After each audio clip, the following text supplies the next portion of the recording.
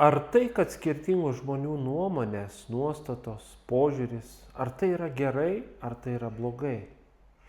Iš vienos pusės pasakysiu, kad tai yra gerai. Jeigu visi turėtų tą patį matymą, kas atsitiktų, nebūtų progreso, nebūtų aiškios problematikos, nes visi priimtų taip, kaip yra, taip, kaip kažkas pasakė, taip ir turi būti ir nekiltų net kitokios minties. Ir dabar kaip formuojasi tas matymas?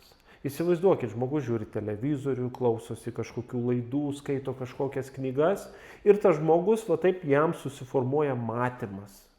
Kitas žmogus skaito kitokias knygas, kitą informaciją klauso ir panašiai ir jam susiformuoja kitoks matymas.